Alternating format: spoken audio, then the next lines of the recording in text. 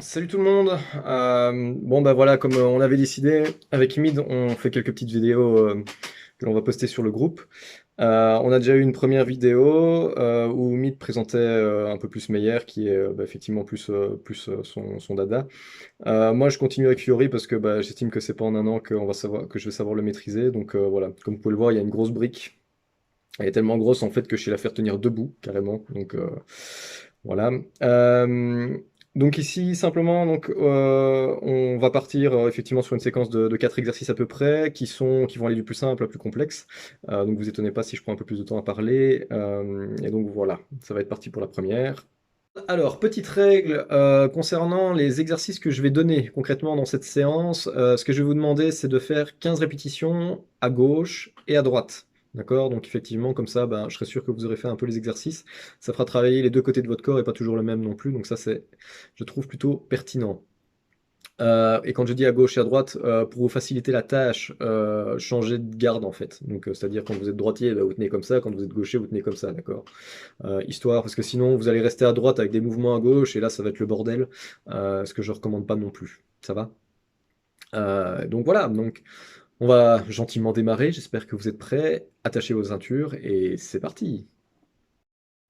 Alors, dans le cadre de du premier exercice, on va simplement en fait travailler les appuis. Donc Fiore parle bien qu'il y a ce qu'on appelle ce qu'on appelle notre pas de base, euh, où on avance en arrière de façon à se protéger d'un côté ou de l'autre. Dans ces déplacements, il y en a d'autres qui existent aussi. On a la volte qui est un grand mouvement, et alors il y a un mouvement qu'on a un peu moins l'habitude de faire en termes de transition des appuis.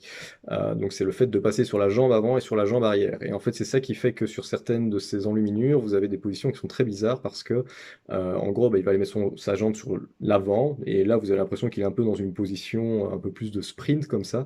Et quand il fait passer son appui sur l'arrière, ça se voit assez fortement, parce que, vous le verrez sur la vidéo et l'exercice, mais effectivement, tout son poids passe sur la jambe arrière au détriment de la jambe avant qui, elle, du coup, est positionnée d'une manière assez étrange et avec laquelle on n'a pas l'habitude. Donc, mon objectif ici, il y en a deux, c'est-à-dire que vu qu'on est dans une phase un peu particulière, c'est de vous faire bouger un peu, et en second, c'est prendre un peu l'habitude de faire passer votre poids d'une jambe à l'autre d'une manière avec laquelle vous n'avez pas l'habitude. Ça, c'est la première étape.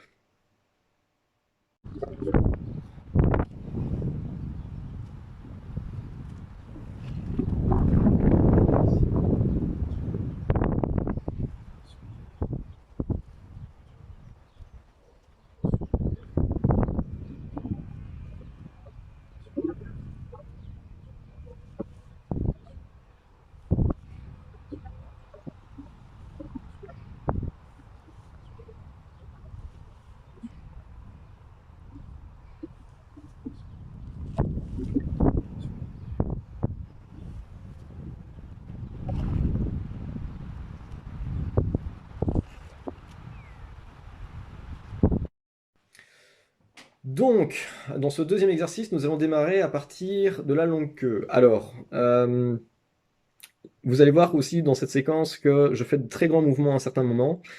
Ces mouvements sont intéressants en termes d'échauffement pour vos épaules, notamment si vous êtes beaucoup cloisonné et que vous n'avez pas beaucoup l'occasion de bouger, ou si vous êtes simplement pas assez suffisamment échauffé, hein, rien ne vous empêche de refaire quelques fois les mouvements.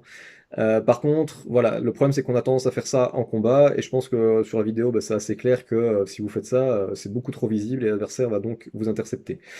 L'objectif ici étant dans un premier temps, de continuer un petit peu donc ce travail de balancier que vous pouvez avoir, et donc avec cette position, et de pouvoir sentir que c'est ça généralement en fait qui va plus facilement vous permettre d'envoyer de l'impact plutôt que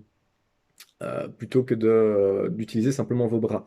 Donc Fiore, mine de rien, faut se dire qu'il se battait autant en civil ou en tout cas les personnes à qui il enseignait se battaient autant en civil qu'en armure, et par conséquent, tendre énormément les bras n'est pas spécialement une bonne chose, dans le sens où, je pense pour ceux qui ont déjà une armure, se rendront vite compte que tendre les bras c'est assez fatigant. Donc l'idée est plutôt d'avantager les positionnements des jambes et le déplacement du corps, notamment les effets de balancier, pour maximiser les frappes.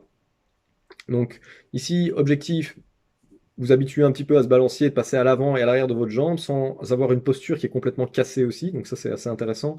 Et dans un second temps ici, c'est donc d'avoir un mouvement qui va être beaucoup plus court, et donc pour ce faire, vos bras qui sont à l'arrière vont devoir repasser au niveau de votre tronc et ensuite utiliser votre levier. Alors comment savoir si vous faites bien votre mouvement? En tout cas le mouvement de levier est souvent indiqué, en tout cas s'il est bien fait, par un sifflement de l'épée au moment de votre frappe. Donc voilà.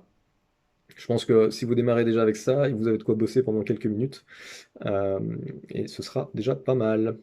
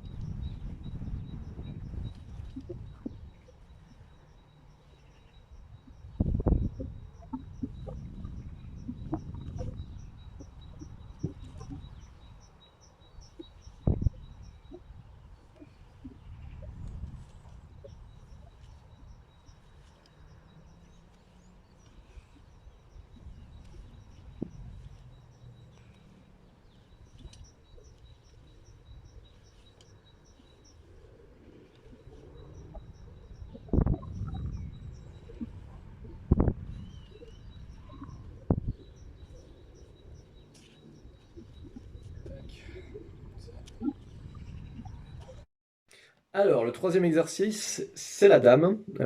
J'aime beaucoup travailler en fait cette garde pour une raison, c'est qu'elle est pas facile à placer. Ouais, j'aime pas travailler le truc simple. Et du coup, donc on va la travailler de deux manières. C'est-à-dire, dans un premier temps, on va à nouveau commencer sur ce travail de balancier. Dans un second temps, vous allez simplement lancer votre épée sur un tranché-col du côté droit. D'accord? Votre droite.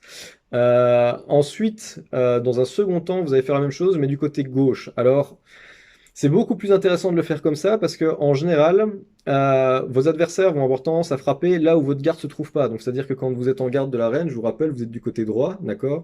Et votre adversaire a tendance à frapper du côté gauche.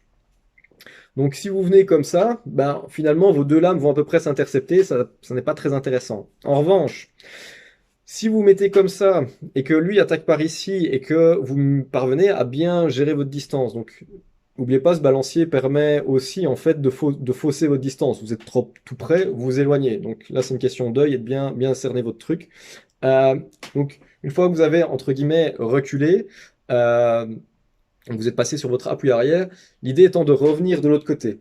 Là, généralement, en fait, ce qui se passe, c'est que lui est en bout de course et doit revenir, dans le meilleur des cas, pour se protéger dans un mouvement qui va être croisé. Très difficile à faire quand on n'a pas l'habitude et surtout si on a lancé trop d'impact.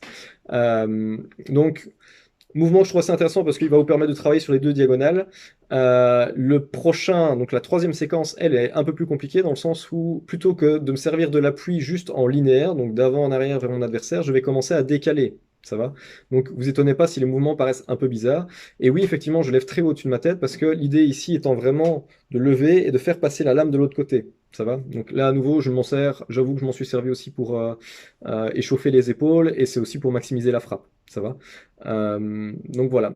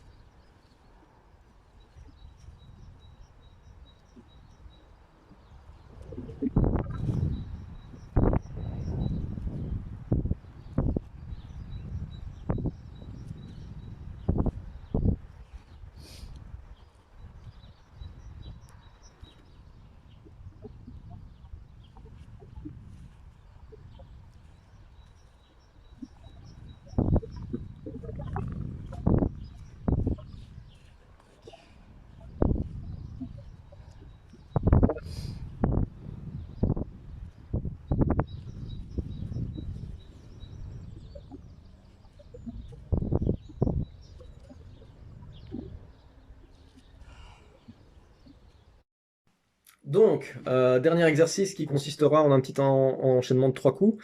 Alors, je vous avoue que, vu la situation, voilà, je voulais un enchaînement dans lequel vous bougiez surtout, en fait. Donc ce qui m'intéresse, c'est plus, vos mouvements que vos frappes concrètement. Surtout que si vous apprenez à frapper avec votre corps et avec vos jambes, vous aurez quasiment pas besoin de vos bras. C'est assez difficile à vous expliquer comme ça, mais c'est de la mécanique. Donc en gros, à chaque fois que vous poussez avec vos jambes, les forces montent vers le haut du torse et les effets de rotation avec les hanches les accentuent et parviennent plus facilement à vous permettre de faire des extensions de bras plutôt que de les faire mécaniquement. Ça va? Donc ça, il faudra peut-être une fois que je vous montre, mais grosso modo, c'est à peu près ça. Donc ici, ce qui m'intéresse, c'est qu'on démarre d'abord sur un croisé.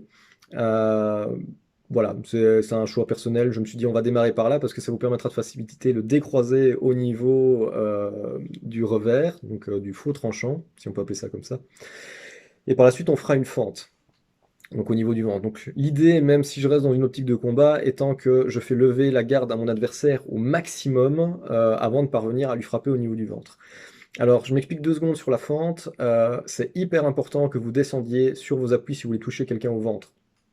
D'accord? La raison, c'est que si vous faites pas ça, c'est la même raison que pour les jambes en fait, vous allez perdre en allonge. D'accord? Vous allez perdre en allonge et en plus vous allez présenter votre tête. Les 3 quarts du temps, ça va être le cas et je pense qu'on veut tous éviter de se faire flyer la tête gratuitement. Ça va. J'en ferai d'ailleurs à mon avis une petite vidéo là-dessus sur la fois prochaine. Et du coup, donc une fois que vous avez terminé votre enchaînement de 3, donc au début prenez un petit peu le pas parce qu'il y a des déplacements à nouveau que je monte là-dedans qui sont pas spécialement évidents et j'avoue que la caméra c'est un peu la première fois donc c'est pas toujours hyper bien cadré non plus. Mais ça reste à nouveau sur cet aspect de balancier, sauf qu'au lieu de le faire en linéaire, je le fais en tournant autour de mon adversaire, ça va, donc je vais du côté droit. Euh, et donc à la fin, quand vous avez fait votre fente, l'idéal est de rester sur une garde, par exemple comme la fenêtre, qui vous permettra de remonter et de protéger votre tête. Ça va. C'est toujours un réflexe à avoir. Si vous frappez en bas, normalement c'est de protéger votre tête par la suite parce que c'est la cible la plus évidente pour votre adversaire. Ça va?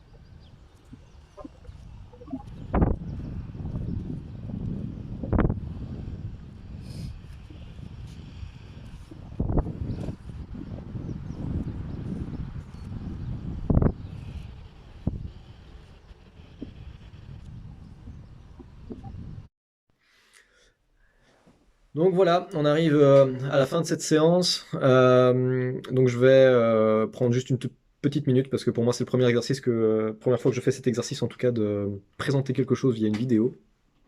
Alors, j'avoue que la grosse difficulté, c'est la structuration. Donc, c'est si vous êtes amené à devoir faire ce genre de petits boulots, enfin, ou en tout cas pour vous occuper, essayez de bien cerner ce que vous allez faire concrètement à l'avance, parce que moi, que ce soit dans mon discours ou, j'ai envie de dire au niveau martial, mais le niveau martial, c'est plus le créatif qui travaille, on a tendance à s'égarer très facilement. Donc, je trouve que c'est un super chouette exercice, je compte le refaire, parce que non seulement le fait de vous avoir montré des choses, me permet il y a d'autres pistes en fait à exploiter concrètement.